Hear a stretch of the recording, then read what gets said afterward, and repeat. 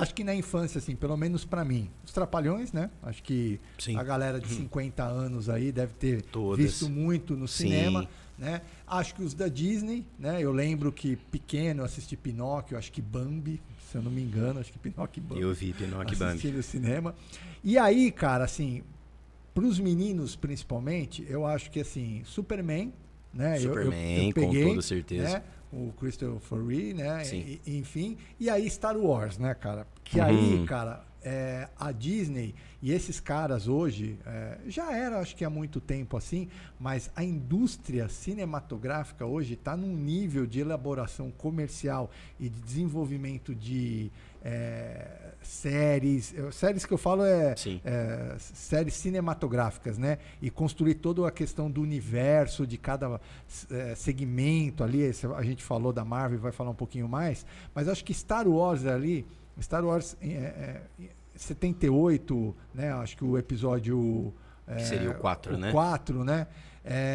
Deu sem querer, porque assim, tem histórias muito engraçadas, né? Eu ouvi até dizer que o George Lucas assim, achava que ia ser um fracasso e não foi na estreia. E sumiu, né? Então, assim, tem muita história. Mas assim, essa coisa da filmografia toda do Star Wars, acho que é bem simbólica para pegar um pouco desse gancho nerd, e acho que é onde a gente está inserido. E no que esses caras transformaram nisso hoje, e a própria Disney agora, com séries e tudo mais.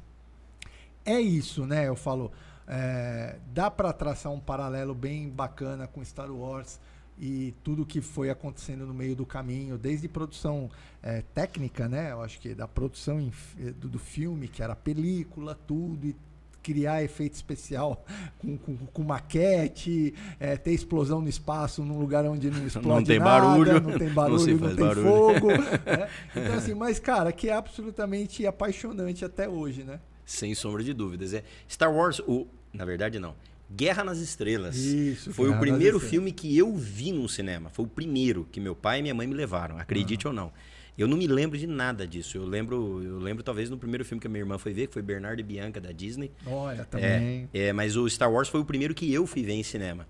E o Star Wars, ele representa assim, por exemplo, é uma história, parte-se de um conceito simples que é a jornada do herói, criado pelo historiador Joseph Campbell. A jornada do herói, basicamente, ela está presente em quase todos os grandes filmes, que é aquela pessoa comum, no caso, um fazendeiro que mora longe de todo o auê, e que vai se ver diante de uma importância muito grande para todo o universo. A jornada do herói é basicamente isso, uma pessoa simples, sem nenhum tipo de expectativa, que vai fazer parte de algo muito maior. Por trás disso, Star Wars tem justamente aquela questão muito clara do bem e do mal. É mostrado através, inclusive, das cores. Então, é a cor escura versus a cor clara. Então, são conceitos muito simples, não simplórios, e sim simples, que incutem na cabeça da pessoa de uma maneira muito fácil. A pessoa compra essa ideia muito rápido. A pessoa rapidamente compra essa ideia. Aliado a isso, a genialidade do George Lucas, que projetou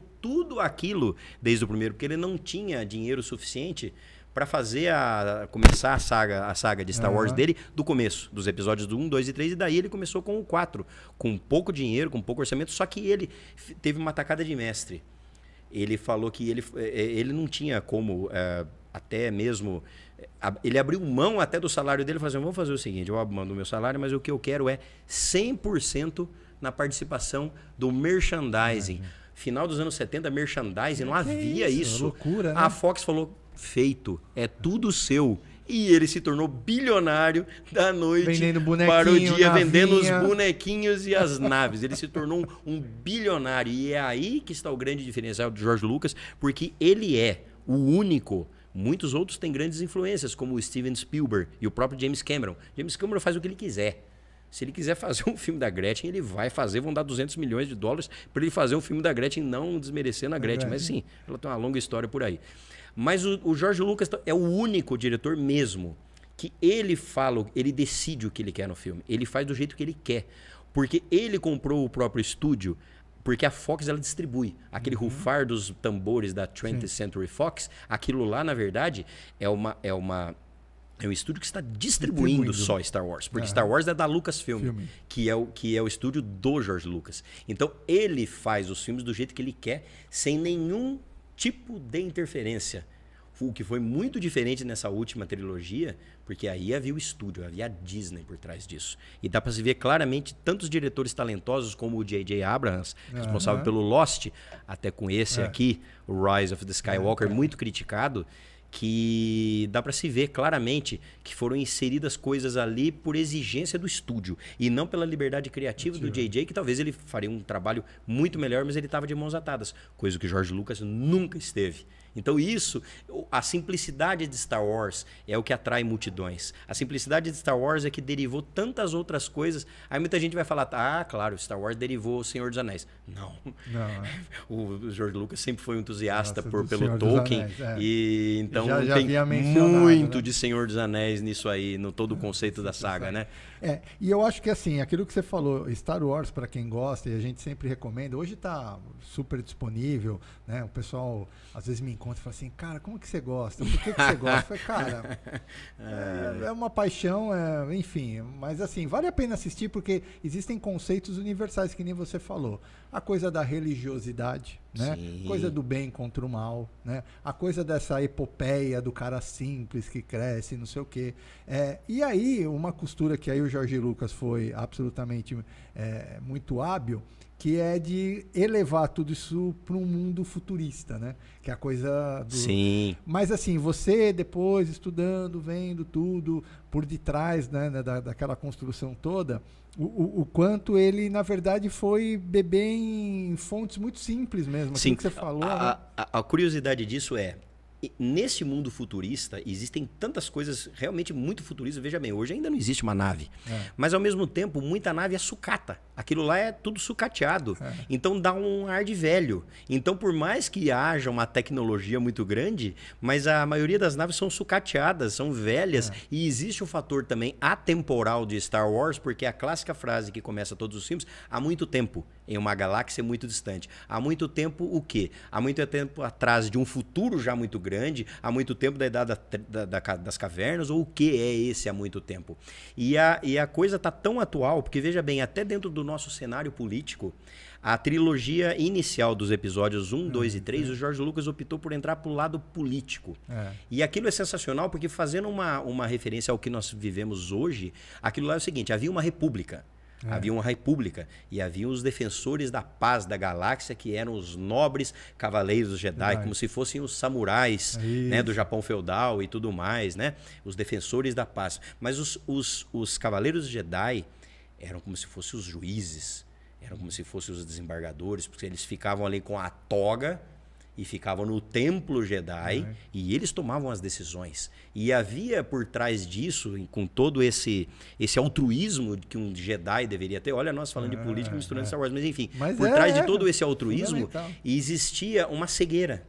Uma cegueira porque por mais que eles fossem sábios, havia alguém do mal, um Sith, embutido ali, enfiado no meio da república, e que foi devagarinho usando a política e usando o lobby, porque ele começou a se tornar, a princípio ele puxou o tapete de um político, de senador ele passou a chanceler, de chanceler ele foi subindo, no momento em que os separatistas ali estavam numa briga muito grande, ele queria acabar com os separatistas e unir a república, ele escondido, ele criou um exército de clones já preparado para uma guerra.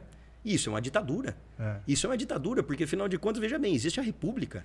E existe em todos os meios, mas ele por trás daquilo, ele já estava querendo implementar a ditadura. Porque ele escondido, e a revelia dos Jedi que deveriam perceber isso, porque afinal de contas eles estavam lá para manter a paz de todo o universo, de toda a galáxia. Mas ele por trás disso criou um exército de clones, para quando os separatistas chegassem no limite, eles falassem, não há nada mais que possa ser feito, estamos em uma situação de guerra. E naquele momento, o Senado se reuniu e falou, bom, estamos num momento de guerra. E agora é um momento em que nós precisamos dar total poder absoluto, não ainda como um imperador, porque ainda havia república. Vamos dar poder absoluto ao chanceler para que ele tome as decisões. Isso é ditadura. A partir dali, ele deitou e rolou e ele quebrou a República. Acabou com a República e se tornou um império. Então aquilo lá é política pura. E dentro da nossa realidade aqui, da nossa realidade, então ele é muito atual. Ele é muito atual em tudo, é muito perfeito. São temas atuais e daqui a 20 anos vai continuar sendo atual. E vai acontecer em outro lugar. Sim, sem sombra de dúvida. Eu acho que ali no Star Wars, óbvio que tem milhares de frases icônicas, mas acho que nesse momento, acho que a Padmé, acho que ela fala isso, né? Que ela falou assim, que a democracia estava morrendo. É assim que termina a democracia. Com estrondoso aplauso. Olha, me arrepiou. Não é com estrondoso aplauso. Então, maravilhoso, tem momentos maravilhoso. Icônicos. Um também, que obviamente, aquilo que você falou do altruísmo e da preocupação dos Jedi com a República e com a democracia, que acho que é quando o Anakin enfrenta o Obi-Wan e ele fala do novo império dele. Meu novo império. Aí o Obi-Wan, como assim novo império? Eu defendo a República, a democracia, né? Exatamente. Então, assim, hoje, e é uma história que a gente está falando provavelmente de 50 anos atrás, eu acho que esses primeiros manuscritos aí, essa ideia conceitual do George Lucas e fica tão atual.